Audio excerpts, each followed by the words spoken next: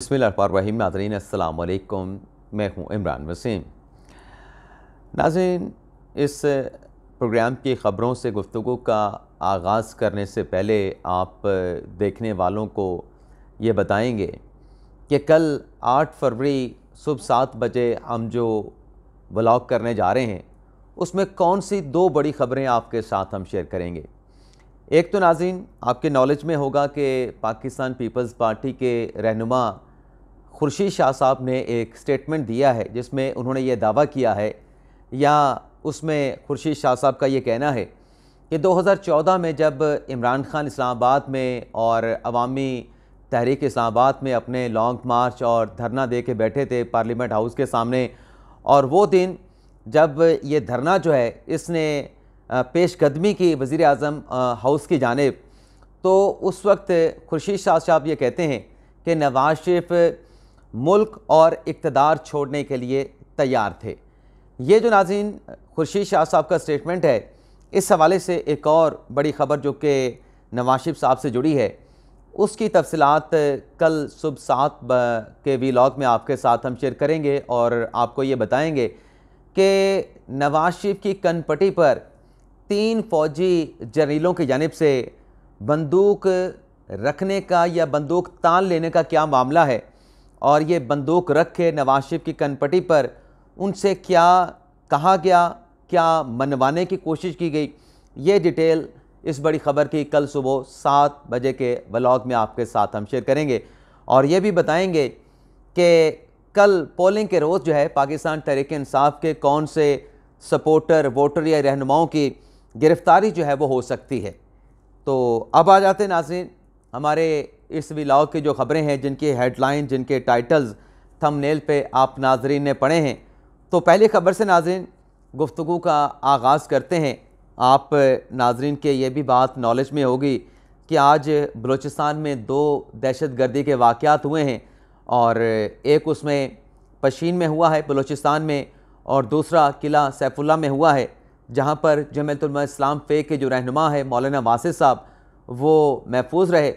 अब से नाज़रीन कुछ देर पहले बलूचिस्तान में एक और कातलाना हमला हुआ है, दहशतगर्दी का वाक़या हुआ है, जिसमें जमात उलमा इस्लाम फ़े के जो रहनुमा है हाफिज़ अब्दुल्ला साहब, उनको निशाना बनाया गया है, उन पे कातलाना हमला हुआ है। और अल्लाह के फजल से बलूचिस्तान में होने वाले इस तीसरे जानलेवा या दहशतगर्दाना हमले में जमात के जो रहनुमा हैं हाफिज़ अब्दुल्ला, वो जो है मुकम्मल तौर पे महफूज रहे हैं। उनकी गाड़ी पे फायरिंग की गई है। लेकिन नाज़रीन कल 8 फरवरी है और इलेक्शन का दिन है, और आप जानते हैं कि 8 बजे से लेकर 5 बजे तक जो है वो ये वोटिंग का अमल जारी रहेगा। तो वोटर ने निकलना है, वोट डालने के लिए पोलिंग स्टेशन का रुख करना है। तो आज के इन 3 वाक़या के बाद हमारी और आप तमाम देखने वालों की अल्लाह ताला से दुआ होनी चाहिए कि कल का जो क़यामत का एक तरीके से दिन होता है, रिटर्निंग अफसरान के मुताबिक कल का दिन खैर व आफ़ियत से गुजर जाए। एक और बात मैं आप नाज़रीन के साथ करना चाहूँगा। आज मैं अपने एक साथी रिपोर्टर सहाफ़ी का व्लॉग देख रहा था, जिसमें वो ये दावा कर रहे थे कि कैसे इस्टेब्लिशमेंट ने कोशिश की है कि पाकिस्तान तहरीक इंसाफ को धांधली के ज़रिए इलेक्शन में हरवाया जाए। उसमें 3-4 पॉइंट जो मैंने नोट किए, जिनका हकीकत के साथ कोई ताल्लुक़ नहीं, मैं आपके साथ वो शेयर करूँगा, और फिर हक़ाइक़ क्या हैं वो भी आपके सामने रखूँगा। एक तो नाज़रीन हमारे दोस्त भाई ने अपने व्लॉग में कहा कि देखें हल्के चेंज कर दिए गए हैं। अब जब इमरान खान साहब की अपनी हुकूमत थी, खान साहब की हुकूमत को किसने रोका था कि आप मरदमशुमारी करवाएं, मरदमशुमारी के नताइज को नोटिफाई करें। आपका तो वादा था पाकिस्तान तहरीक इंसाफ का MKM के साथ, और फिर उन हल्का बंदियों के नताइज को नोटिफाई करने के बाद आप हल्का बंदियाँ भी करवा के जाएँ। लेकिन खान साहब ने नहीं किया, नई हुकूमत ने किया, शहबाज हुकूमत ने किया। उस पर हल्का बंदियाँ करवाना आइनी तकाज़ा था, तो क्या वो आइनी तकाज़ा पूरा ना होता? और फिर फाटा के इंज़माम के बाद मरदमशुमारी तो और भी बहुत ज़्यादा ज़रूरी हो चुकी थी। तो ये कहना कि हल्के चेंज कर दिए गए, वो कॉन्स्टिट्यूशनल रिक्वायरमेंट थी, आप आइन की खिलाफ वर्जी नहीं कर सकते। दूसरा कहा गया कि PTI के जो वोट हैं वो चेंज कर दिए गए हैं। अगर पिछली मरतबा पोलिंग स्टेशन 1 पे था, अब की मरतबा उसे पोलिंग स्टेशन 5 पे कर दिया गया है, ताकि PTI के वोटर को पता न चले कि उसका वोट किधर है। अब नाज़रीन आप ये देखें कि ये कैसी इलॉजिकल बात है कि जहां से अगर पीटीआई के वोटर का पोलिंग स्टेशन चेंज हुआ है तो क्या सिर्फ पीटीआई के वोटर का चेंज हुआ है? अगर पीटीआई के वोटर को डॉज करने की कोशिश की गई है तो क्या सिर्फ पीटीआई के लिए हुई है? नाज़रीन, ये जो पोलिंग स्टेशन होते हैं उसमें सिर्फ ये नहीं पता होता कि ये जो वोटर है, किसी को क्या पता होता है कि किसी ने किसको वोट देना है। तो अगर किसी एक पीटीआई के, या तो कह देना कि पीटीआई के जो वोट होते हैं वो अलग से होते हैं, वो एक पोलिंग स्टेशन पर डाले जाते हैं, नून लिख के किसी और पोलिंग स्टेशन पर डाले जाते हैं, और किसी के माथे पर नहीं लिखा होता इसने किसको वोट करना है। और अगर किसी एक का पोलिंग स्टेशन चेंज हुआ है तो इसका मतलब यह है कि उसके साथ बहुत सारे लोगों का और भी पोलिंग स्टेशन चेंज हुआ है। और साथ में कहा गया कि पाकिस्तान तहरीक इंसाफ के जो चूँकि पोलिंग एजेंट नहीं होंगे तो उनकी अदम मौजूदगी में जो पीटीआई के वोट हैं उनको ज़ाया कर दिया जाएगा, उन पर डबल स्टैम्प कर दी जाएगी, उन पर स्याही अंडेल दी जाएगी। अब नाज़रीन, ये मुमकिन है अगर पीटीआई, पहले तो पीटीआई के वहाँ पे जो लोग होंगे, जो पोलिंग एजेंट होंगे, मौजूद होंगे।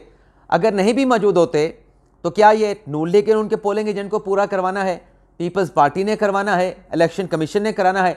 अपने पोलिंग एजेंट ला के पोलिंग स्टेशन में बैठवाना ये पाकिस्तान तहरीक इंसाफ की जिम्मेदारी है, ये दीगर मुखालिफ सियासी जमातों की नहीं, ये फ़ौज की नहीं। लेकिन इससे हट के भी नाज़रीन, फ़र्ज़ कर लें कि पीटीआई को किसी पोलिंग स्टेशन पे या बहुत सारे पोलिंग स्टेशन पे अपना पोलिंग एजेंट नहीं मिलता, तो क्या जो नून लीग के मुखालिफ बाकी सियासी जमातें हैं, जमात इस्लामी है, उसमें पीपल्स पार्टी है, वो पंजाबी कहते हैं इट कुत्ते वाला वैर, आजकल तो पीपल्स पार्टी और नून लीग का यही चल रहा है।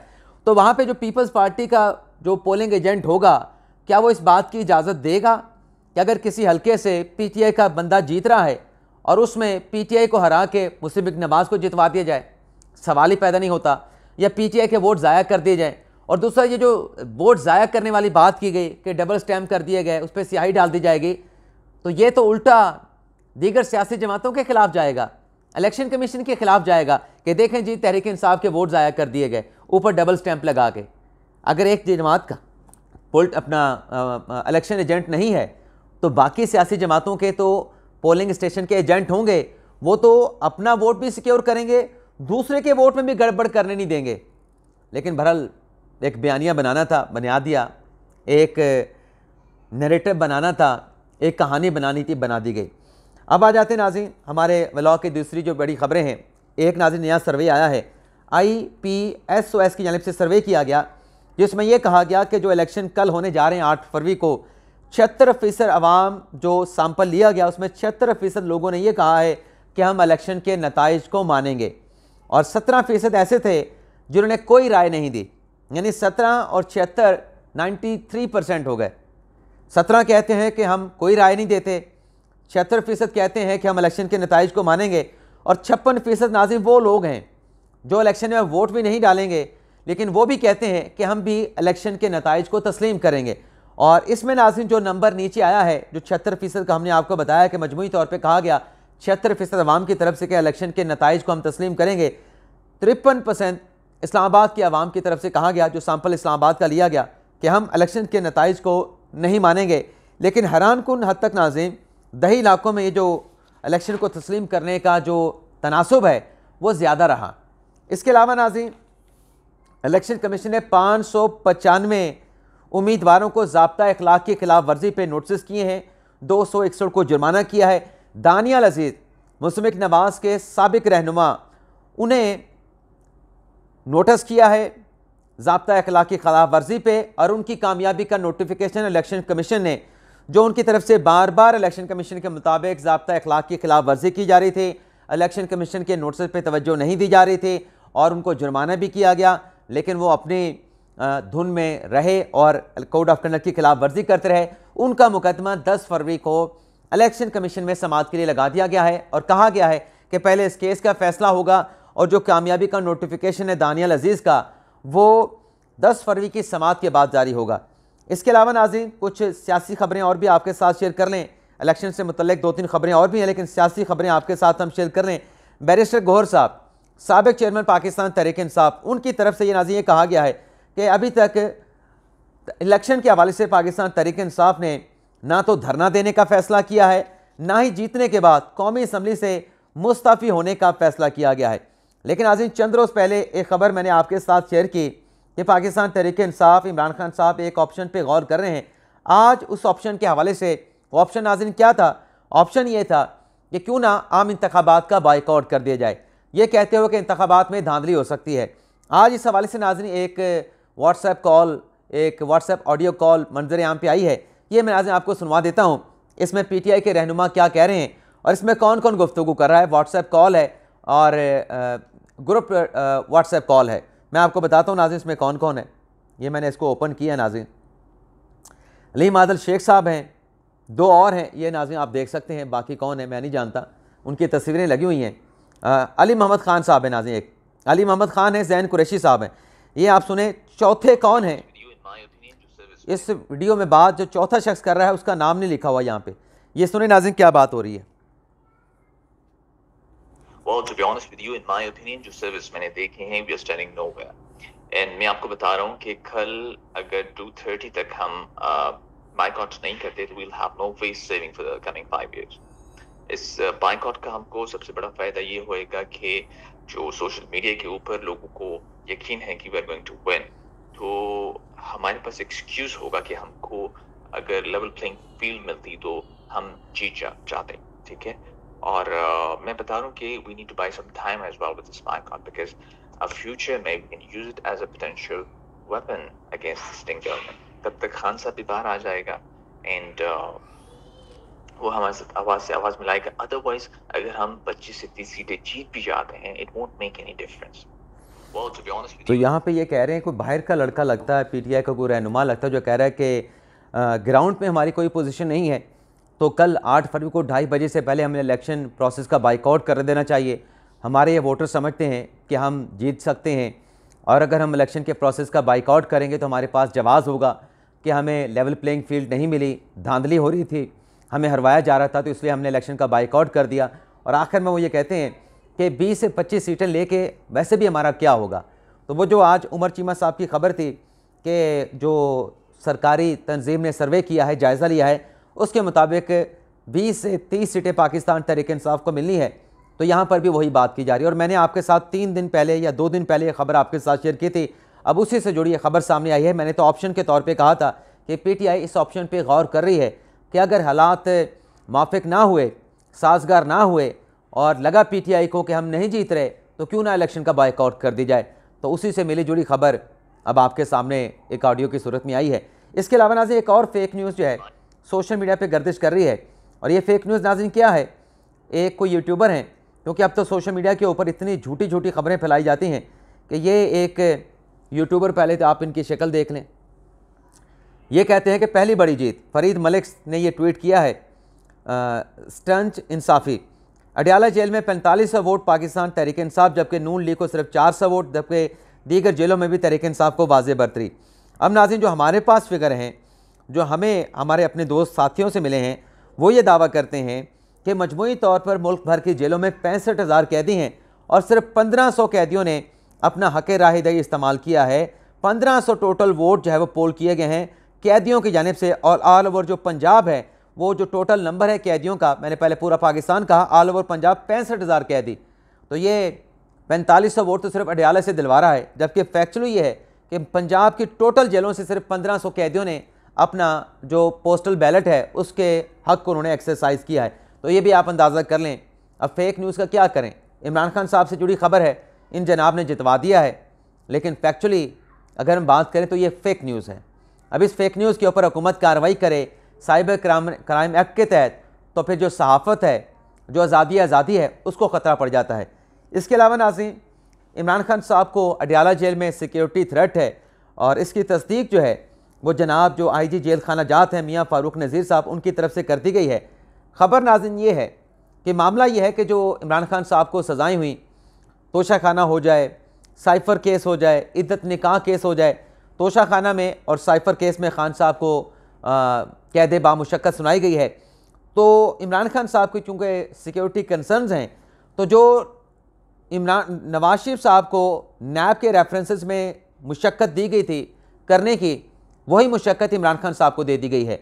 यानी जावेद चौधरी साहब तो चंद दिन पहले अपने व्लॉग में बता रहे थे कि खान साहब को कोई बागबानी गोडी करने का इस तरह का काम दिया गया है, लेकिन IG साहब जो कि रेलेवेंट शख्सियत हैं IG जेल खाना जात मियाँ फ़ारूक नज़ीर साहब, उनकी तरफ से कहा गया है कि इमरान खान साहब को ये मुशक्कत दी गई है, अदालत का फैसला रिसीव होने के बाद उसकी एग्जीक्यूशन शुरू कर दी गई है कि चूँकि सिक्योरिटी कंसर्न है इमरान खान साहब को, तो उनको जेल से बाहर नहीं रखा जा सकता।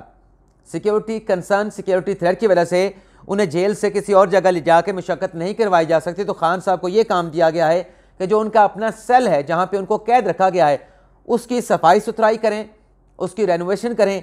यही खान साहब की मुशक्कत है। तो इसी किस्से मिलती जुलती मुशक्कत जो है वो नवाज शरीफ साहब को भी माजी में जब नैब केसेस में उनको कन्विक्ट किया गया था, यही मुशक्कत उनको दी गई थी कोट लखपत जेल में। तो वही मुशक्कत अब इमरान खान साहब को दी गई है, लेकिन वहाँ पे नवाज शरीफ का सिक्योरिटी कंसर्न नहीं था, यहाँ पे इमरान खान साहब का सिक्योरिटी कंसर्न है, जो रिकॉर्ड पे आया है। इसके अलावा नाज़रीन, नवाज शरीफ, आसिफ अली ज़रदारी और PTI के साबिक चेयरमैन बैरिस्टर गौहर अली खान को वोट देने वाले मुतवज्जो हों, इस हवाले से आज रोज़नामा जंग के सीनियर रिपोर्टर हैं और बड़े ज़बरदस्त रिपोर्टर हैं, बड़े लर्नर रिपोर्टर हैं फ़ारूक अख्तर साहब। उन्होंने ये लिखा है कि वोट तो आपने जिसको देना है, लेकिन आपको पता होना चाहिए कि जिस लीडर को आप वोट देने जा रहे हैं उसकी पसंद नापसंद क्या है। तो फ़ारूक अख्तर साहब ने बताया कि नवाज शरीफ को खाने में मछली पसंद है, दाल चावल पसंद है, अच्छे कपड़ों के बहुत ज़्यादा शिदाई हैं और 1970 की अदाकारा उनकी फेवरेट अदाकारा हैं। और जो मुनाफिक लोग हैं जो वादा करके मुनरफ हो जाते हैं, मुकर जाते हैं, ऐसे जो शख्सियात हैं वो नवाज शरीफ साहब को पसंद नहीं।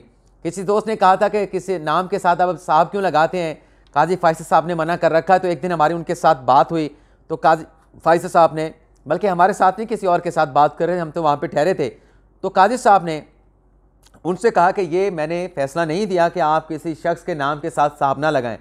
काजी फ़ाइज़ साहब ने कहा कि DSP साहब नहीं आप कह सकते, DSP एक डेजिग्नेशन है, उसके साथ साहब का लफ्ज़ नहीं लगा सकते, ये गुलामी का तासुर देता है।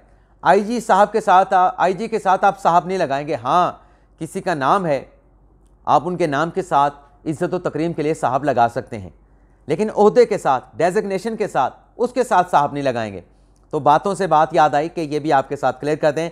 किसी दोस्त ने कहा था कि इमरान वसीम साहब मोहतात हों, साहब इस्तेमाल ना किया करें, काजी फ़ाइज़ साहब के फैसले की आप वायलेशन कर रहे हैं।